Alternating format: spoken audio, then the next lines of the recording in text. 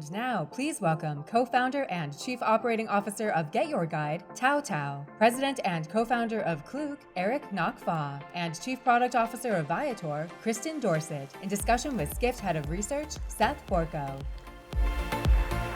Hello, everybody. Hello. Hey, guys. Hi. Hey, Seth. Great to be on stage with you all. This is so fun. This is our, we were talking about experience this morning. This is our experiences super panel, really. I think we have, these are three of the most important platforms in the entire experiences sector. So thank you guys for joining. Thank you. We think so. Yeah, right? Obviously, you think so, yeah. All right, well, let's get into it, right? Let's jump right into this. Oh, reminder to the audience. We will be able to take questions. If you have any questions you'd like to submit, go ahead and submit them. We'll work them into the session. So we've been talking about this category. The idea, we're calling it kind of experiences, but it really incorporates a lot of different stuff, right? There's day tours, there's multi-day tours, there's activities, there's in-destination, there's transfers. How do you all kind of think about what you consider to be the actual category? How do you define the category, and what do you think goes into it? And we'll start with you, Kristin. What are you thinking? Sure. So we think about it through the lens of the consumer. And what does our customer, mainly an American customer, want to do when they're going on holiday to destinations around the world? Mm-hmm. And so for us, that mainly right now is tours, activities, and attractions. But we're constantly keeping our ear on our customer and what they want to see from us. And we're adding supply as it makes sense. And Eric, I know you do some other stuff as well, right? You have, transfers. Talk to us about that. Why do you include that in your category? Yeah, and sure. So we are based out of APAC. So for us, we actually look at it a bit broader. We look at it as in-destination needs. So for which experiences is very much at the heart of it, because people travel to do something. But at the same time, when they arrive at the destination, how do they get around in that destination, whether it's train, whether it's car rental, whether it's hiring a private driver? That's comprehensive type of transportation service, plus experiences is what we broadly cover and define. And the same question to you, Tao, kind of defining the category. How do you think about what is the experiences market for you? Yeah, the way we think about experiences is really about the what the purposes of what we're doing this. And the way we think about experiences is it's to help people reconnect with a sense of wonder through experiences that was traveling. And I think you touched on a great question, which is also precisely what all the other companies, doing flights and hotels, trying to do the space get wrong. Because too many people are treating this like a monolith. And it is exactly this nuance and complexity around different categories. So whether it's an Empire State Building or a food walking tour that is so complicated, where you just need really decades of deep expertise to really tackle those categories well. Yeah, we were kind of talking about backstage, like you're building out specific, I'm curious probably, but you're building specific behind the scenes stuff for specific categories within the product, right? Yeah, absolutely. So one of the features we launched recently is when you think about day trips. So the most important thing when we build features is really twofold. One is, how does it aid the consumer in the discovery of what to do? Because the question people ask, unlike a hotel room, is like, where do I stay? What's the price? People are asking, what can I do? And that's a very complicated question. So when we think about a category like a day trip, we think about what are the differentiating factors from a consumer perspective, and then how do we enable that on the supplier perspective. So in the example of day trips, we introduce itineraries and stops, and we can show exactly how this tour works. And then in some other categories, you have similar features like, when you book a Broadway show, you want to actually know where you're sitting exactly in the room instead of only roughly the category. Yeah, so one of the questions I think I want to ask, we had Glenn Fogel on last night. He's open Booking.com. He's talking about the connected trip. He wants to do everything. They do sell some attractions, I believe. Expedia, they want to sell everything. You guys, correct me if I'm wrong, you don't want to sell everything, right? You want to sell, well, it's a big category. It's not a monolith, but you want to sell your thing well. Why do you think we need, and I'll start with you, Kristin, why do you think we need like a pure play booking platform for experiences? Why can't Expedia or Booking or whoever do it better than you? I think because our category is still largely offline. I think 4 out of $5 spent in experiences is still happening offline. And a lot of those operators aren't using any kind of back-end system to run their business. So even when they do come online, they're kind of starting from scratch. And so we still think there's a lot of problems to solve within our verticals we already operate in, just because, as Tao mentioned, like we operate very diverse types of categories. And the problems within each of those, I mean, from a bike rental to a zoo or museum, they're very, very different. And so you can't just have a one-size-fits-all solution from a res tech perspective or an OTA perspective. And so I think going very deep is how we all are going to have to do it. What do you think, Eric? I mean, are you just Trip.com, where are you at all? Yeah, well, on top of the complexity that Tao talks about in the experiences category, that does make it very hard for any other companies and say, hey, let me just jump in. I would say as compared to the Booking and Expedia likes, experiences or in-destination is a very different use case, right? Because flights and hotels are booked months or weeks ahead of your arrival. But when you really think about itinerary is when you're about to leave. And in fact, more and more people are now booking the itinerary when they're in the destination, right? How often would you open a booking app or an Agoda app or an Expedia app when you are traveling in the destination? Pretty much you don't need to, because you check in the hotel with your passport. So for us, our app is being used when the traveler is on the road. And in fact, close to 40% of our bookings are people that are booking spontaneously for the same day or for the next day. And again, the use case is so different compared to a hotel or a flight booking app. And maybe just to add something, I think one of the blockers is, I mean, besides the fact that, as founders, this is what we go to bed with and wake up in the morning thinking about, for the last 10 years, last 15 years, we live and breathe this industry. I think another reason is really, what does your brand stand for? So the way we think about our brand is about unlocking unforgettable experiences, and we treat the customer as an explorer, someone who's curious, wants to learn, wants to connect with culture. That is a very different brand proposition that you have if you're selling logistics for the trip, right? And so I think one of the reasons that we think a pure play player in this massively huge industry, and by the way, you can run a Skift conference just doing 10 panels on 10 different subcategories within experiences, right? So you have the massive complexity, you have the brand, which is more about exploration and sense of wonder, which I think makes pure play the right way to play. So let me ask you this about brand position. I mean, we've got 3 different online travel agencies all selling experiences. I mean, how do you all feel you differentiate from one another? Like, so you're differentiating yourself from Expedia, but what about, Kristin, we'll go back to you here. Like, how do you feel like you're differentiated from Klook or GetYourGuide as Viator? Is there a major differentiator? I think we have 2 main points of differentiation. I mean, one is just how big our supply is, both quantity and quality of our supply base. And the other is our parent company, TripAdvisor, and the synergies and the ability to have suppliers that work with both TripAdvisor and Viator and get the full distribution across Viator, TripAdvisor, and our third-party network. Yeah, and I mean, Eric, to you, I mean, is it primarily a geographic focus that differentiates you, or do you think you have a brand position and differentiator? Yeah, I think it's more the geographic focus by also understanding the customer, right? So we specialize, or we focus mainly on Asia, right? We own the Asian traveler, whether they're traveling within Asia or when they go abroad into US or Europe, but also the Asian supply, right? We go very much very in depth and also the breadth for which anyone who comes to Asia, which obviously includes majority being Asian travelers. So knowing the customer, and that I think is truly the true differentiation. What does the Asian customer want that's different from others? Well, I think, for example, language is already one thing, right? Like when you join a tour, that's a big one, I guess. Different, Yeah, right? The other one is, if you think about in Asia, payments is actually quite cumbersome. Today, we connect through 40 different payment wallets, and over 70% of our transactions actually go through local e-wallets and not credit cards. Can you imagine a single merchant to be able to serve 40 different payment wallets just to enable a booking after they even acquire the lead? That's quite a burden for that. So knowing the customer, whether from digital to their preferences, I think eventually is kind of what's differentiation. And Tao, I mean, you sort of kicked off this brand. You told us about your brand. I mean, what's your marketing, like, for OTAs in general, marketing is such a big part of the game. I live in New York. I know you live in New York as well. I ride the subway. I see your ads all the time.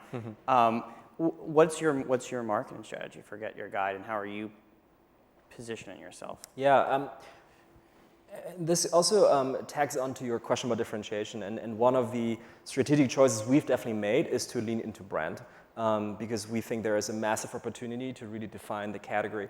So coming to New York, even when I talk to people and tell them, what we do, very often people don't have the concept of booking experiences. Is very, I get questions like, why don't you sell hotels? Is it a package? So there's a lot of education around the brand, and that's why we think leaning into brand matters. But I think one of the most effective ways that we can do marketing is to lean into the product. So for example, in the US specifically, we did a big campaign with NBA and NFL athletes. So Justin Jefferson, who's a wide receiver, if you saw the Netflix documentary, when he had off-season, which is the most precious time for athletes. So we actually followed him and his family when they were traveling to Rome, doing experiences with their family. In a way, social media influencers and this sort of marketing is purpose-built for our industry, because what we do is to unlock these moments of wonder that allow people to live their passions. And so letting the product speak is something we can uniquely do with our industry. And actually, there's a lot of great points there. I want to put a pin on a couple of those, especially the social media point, especially letting product speak. But before we do that, I mean, I've done a lot of work covering Expedia, covering Book, and there's been a lot of controversy about them they spend a lot on maybe search engine marketing. Maybe there's been some accusation there's a bit of a race to the bottom. Like, do you think that that's a concern for this industry? Like, could you overspend on Google Ads? Like, are you guys spending, like, how much of your margin is going into marketing? You know what I mean? So we're definitely making an effort to diversify Yeah. our marketing mix. I mean, we have been focused on building our brand in the US and driving direct traffic, and so far that's been going really, really well. We also have been leaning into social media and influencer marketing, and we've also seen a lot of success there, and partnerships. So we did an Amazon Prime Day partnership this summer that we also saw a lot of success with. So, okay, we've heard social media. Let's not put it off anymore. Let's jump into social media. Like, is this is social media the most important channel for experiences these days? I mean, what do you think? It's an important channel. Yeah. Certainly. An important channel. An important channel. And it's one that's changing all the time. And we're constantly having to experiment with creative and how we work with influencers. And I don't know if 3 years from now it's going to look the same as it does today. But we're definitely staying on top of it and doing a lot of experiments. My fiance and I are planning a trip to Japan. I think all of our experiences are influenced by, in some way, TikTok or Instagram or something. I mean, Eric, you're selling on TikTok, am I right about that? Yes. So, I mean, very early days, we've leaned on social media. Probably, I would say, because in Asia, those who can afford to go travel independently are actually more the younger generation. So naturally, social media in our early days was the main means. And really, I do think that it's a perfect fit for experiences, because experiences are less transactional. It's more emotional. It's more personal. So it requires a visual aid to be able to help convert the customer. So through social and working with creators, that has been our best way to scale up as well as build a brand. So latest is TikTok in Asia actually has launched the ability for consumers to also buy an attractions or an experience. And it's the early steps, but we've actually seen that already in China. Even during the COVID time in the early days, on how social and commerce are starting to come together. And I think outside of China, this is now starting to evolve in that direction as well. And I'm sorry for asking maybe a dumb question. It's an affiliate link or it's an actual booking built into the platform? For now, right now, the TikTok feature is within the TikTok environment, rather than jumping out. And then I want to talk about personalization, knowing your customer and getting them the right experience. So we're talking about marketing, we're talking about influence them. One of the things people have said, if I want to go, I want any of your platforms, you're all going to have the Eiffel Tower. There's going to be hundreds of tours of the Eiffel Tower, and they kind of seem sort of similar. Maybe I'm wrong. I mean, how are you going to help a customer now? How is a customer supposed to navigate that? And I think, Tao, maybe you start that one, and then I'll ask all of you your thoughts on this. Look, it's not easy. So there's one way you can just say, hey, we have 3 things and that's it, or you can embrace the complexity. So one of the biggest investments we've already been taking for the last, I would say, 7-8 years is to really invest into machine learning and AI, I guess is the buzzword nowadays, to think about how do we surface the most relevant recommendations. So it really starts from how do you structure the content, how do you surface the key information, the key differentiating points between the different activities, and then use data from the customers to recommend the relevant inventory. I think, and then the other piece is really about the bringing out the category specificity, which is, I think, the unique thing in a way that makes sense, not intuitively, but is unique about our industry, is you don't just, unlike hotels, book one hotel room, but you can book multiple things, right? And so the complexity not only lies in the one-time choice, but really how do I craft the itinerary. One of the things we always like to say is, we believe the future of travel is guided. And what we mean by that is that we are guiding the traveler on their entire trip towards that itinerary on the different moments of wonder along that trip. And so it's a complexity both on the first-time choice and the multiple choices they make on one trip. And I mean, Kristin, what are you building anything on the product side to help with that? So we definitely are also focused on what can we do to help get to know our customers even better, so that we can serve them the products that are the best fit for them at the right time. Yeah. So we're doing a lot with ML and AI as well to understand both our customer cohorts as well as the product cohorts, and getting better at matching those two things. And I think we're just going to keep getting better and better as the technology gets better.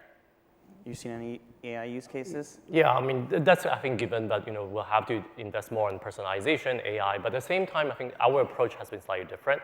We are not a complete open marketplace, so we do have some sort of curation. So if you want to go to Mount Fuji, you will not see hundreds of tourist options sitting on our platform, and then you have to sift through. Now, there's probably a dozen, but it wouldn't be 100. So there's a bit of curation there, but ultimately, I think when technology comes in, something that I do strongly believe is conversational commerce together with generative AI, where you could be actually chatting with a chatbot, marrying the data, marrying the personalization, getting to know the customer, and eventually be able to choose an unstandardized service.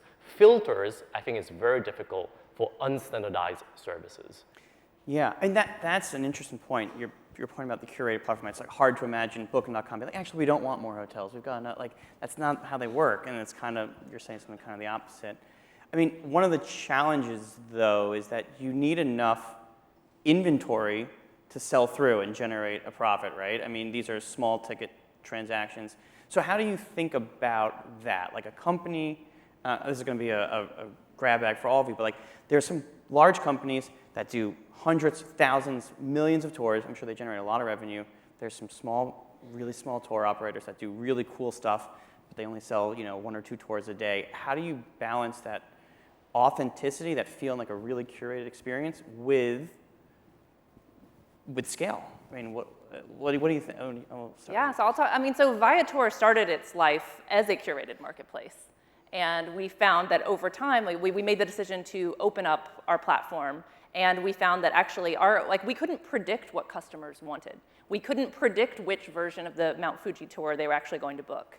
So we decided we were going to remove the gate on the front end of getting an operator onto our marketplace and let the travelers decide which version of the experience they wanted. And we saw, we grew our supply very, very fast and saw revenue and bookings grow really fast as a result. But now it is where we have a lot of selection, and it is our job to help match and using personalization and get them to, okay, we have 500 Eiffel Tower tours. Here are the 3 that are right for you. Yeah, what do you think, Tom? The way we think about the space is, in a way, the supply is infinite because it is only limited by the imagination of what experiences people want to create.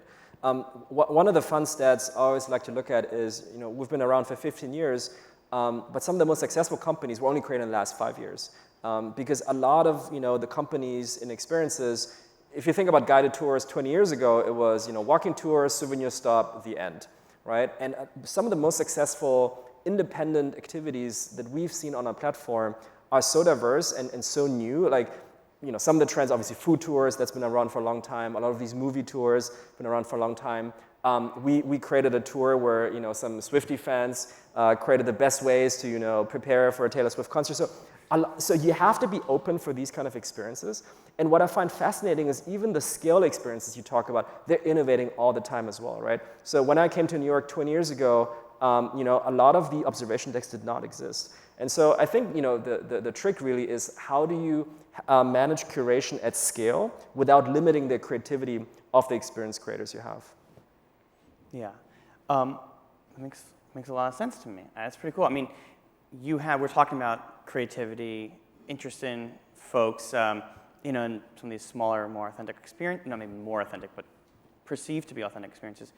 One of your competitors who's not on stage today, Airbnb, they do these personalized kind of peer-to-peer experiential tours. And we just did a story that they're reopening their experiences platform for signups. Does Airbnb scare you? I think we sell a lot of those same types of experiences. Yeah. We just also sell the scaled ones too. So our approach is we want to have everything that a traveler would want to do, and then they can ultimately pick which style of experience they want. You guys worried about Airbnb at all? Not really. I mean, for us, I think we see that peer-to-peer is very difficult to scale versus, a bed. Right? Bed is a very utility product, but someone's time is not really a utility product. They can do something else if we are not doing a tour at this particular hour. So it's very hard to scale that P2P type of experience supply versus working with more established businesses and merchant operators who really invest their time and resources to really scale up their business. What is the biggest challenge? Is the biggest challenge suppliers, or is the bigger challenge demand in this market? What do you think? Well, for us, vertically, I think we've always been supply first. I think because supply is so offline, it's so unstandardized, so we have to do a lot more work on the supply side. Particularly in Asia Pacific, there has been no reservation system or SaaS or any sort of GDS. So in some way, we are a B2C platform, but at the same time, we are a B2B kind of SaaS player that we provide to those merchants so that they can digitize much faster on that end. So yeah, supply is definitely the first to go for us. And maybe just to add to what Eric said, and you can tell that this is still in many ways, despite doing this for a long time, the early innings. So when new players come in, whether that's from incumbents or new competitors, it's amazing because we win when the industry wins. I think if you take the big arch of travel, right? So the first episode was really all about flights and making that easy. You can get A to B, great, passports, flights, done. Then you have the last 2 decades were probably around hotels, and then you had short-term rentals. So now we finally arrived at the decade of experiences, where truly you can unleash the full power of the experience economy. And it's super natural that a lot of adjacent companies are trying to enter it, and that's amazing because it creates awareness for the category. And look, we are the pure play player. We've been embracing the complexities for 15 years, and we measure our ambition in decades. So yeah, super excited about the increased attention that experience is having. So on the idea of this being the experiences decade, we're moving online, we're doing this great stuff. I see this audience question here. Good reminder to people that you can take an audience question. Brent asks, experiences are really growing for us in our destination. What strategies are you planning to get people to book a little further out? We've talked about how so many bookings happen last minute. You're opening the app in destination, it's happening last minute. Are you even trying to change that behavior? Do you want people to be booking experiences earlier? And are you working on that? And if not, or would you not care? I don't know. How do you? We want customers to be able to have the most maximized vacation that they can.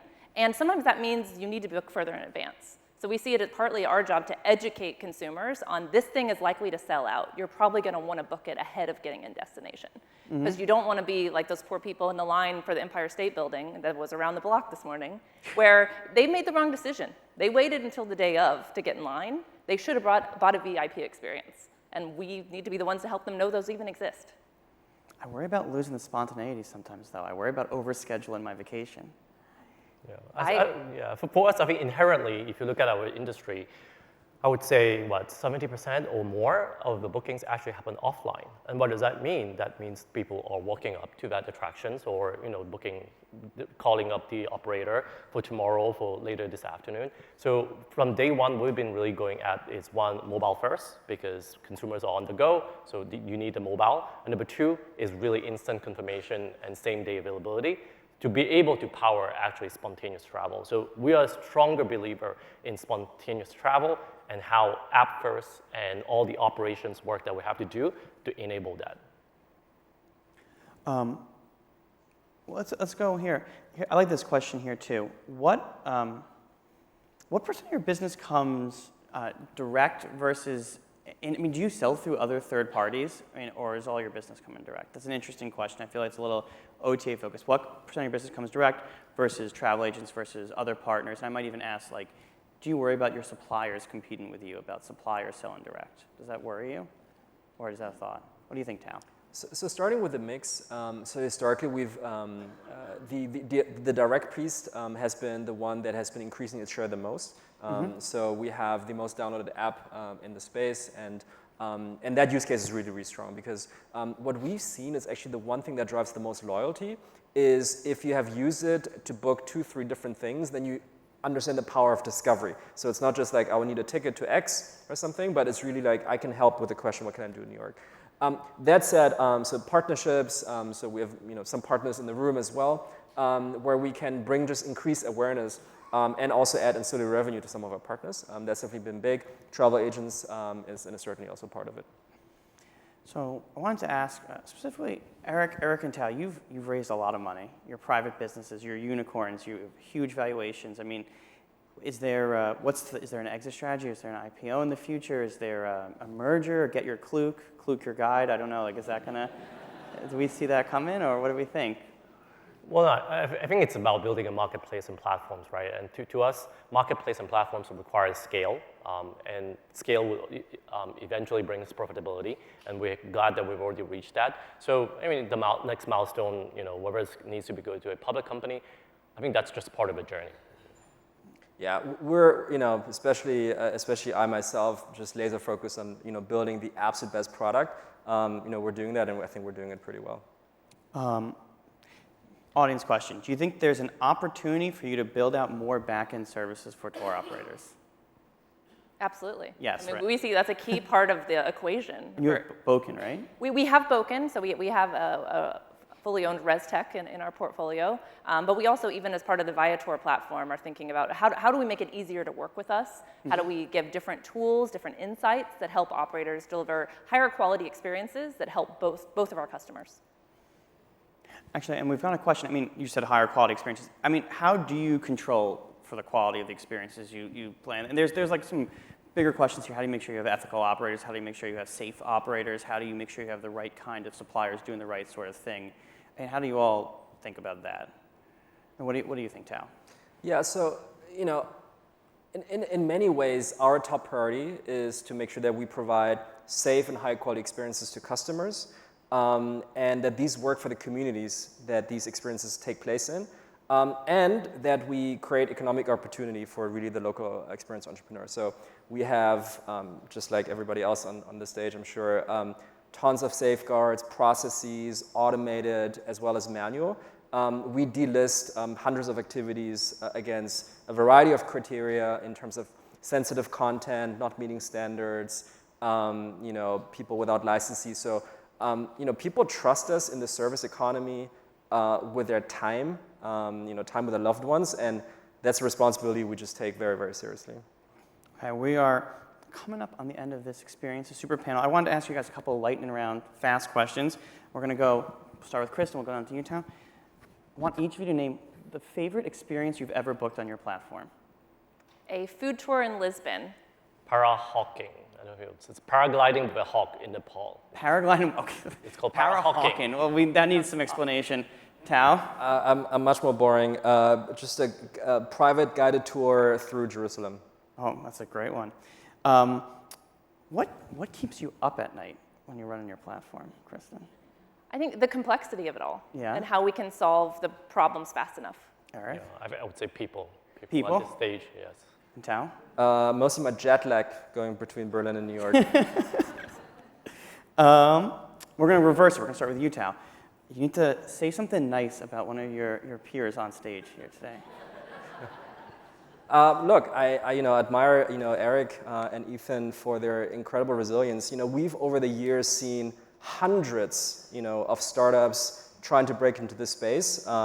I think Klook has done a tremendous job doing that in Asia, and that's not an easy market. Trust me.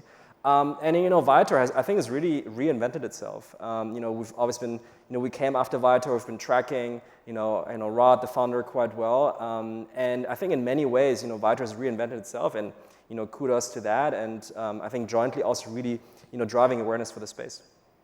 Eric? Well, I was saying, for GetYourGuide, I think, that's definitely one of the, if we position as competitor, even though we don't really overlap in geographies, but the way that they innovate, I think they do move quite fast. I think whether it's in terms of UI, UX, that's something that we do think that, they do excel very well on that, and that 15 years of experience definitely show on that front. For Viator, I think it definitely, we meet the team, from back in the old days and changing the different management team, yet the business is still very strong. So that really kind of points out to it's not just dependent on the people. They managed to really build a machine that's kind of really right. And Kristin, you've got the last word. Sure. So I love GetYourGuide's brand marketing. I think Africa is inspired as a song. I like it a lot. Klook does some of the wackiest, most innovative stuff, and I just love the ideas you guys come up with that's so tailored to your market. I think you're driving a lot of innovation. I'm so excited that we could have you all here on stage with us. It really is a real honor to have you here. So thank you all so much. Let's end on that note, and looking forward to the decade and future of experiences. Thank you. After you. You go first, please.